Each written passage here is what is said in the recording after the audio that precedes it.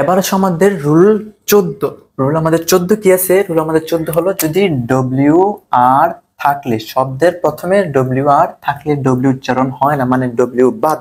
কিভাবে দেখো, W R I T ই, এটাকে কি বলি আমরা? ও রাইট, জাস্ট কি বলি? রাইট, একেবারে রশি রাইট, ডব্লিউ বাদ।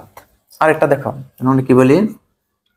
W R I T E R, writer.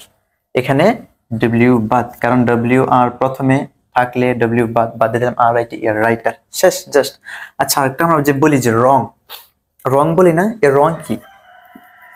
R O N G, রং না, এখানে ডাব্লিউ আছে কিন্তু উচ্চারিত হবে না, ঠিক আছে? দেখো, W R O N G, রং, এটা কি? রং। আর ডব্লিউ বাদ, কারণ ডাব্লিউর পরে যদি যদি ডব্লিউ আর একসাথে থাকে তাহলে ডব্লিউ বাদ, ঠিক আছে? মনে রাখবা, রাইট, রাইটার, রং।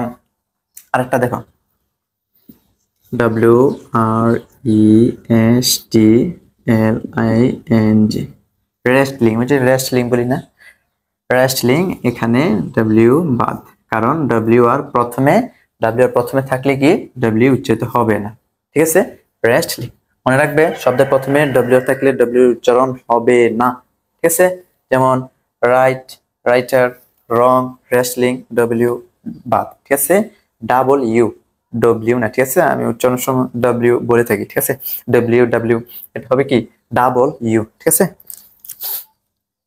এরপর আমাদের 15 নম্বর রুল।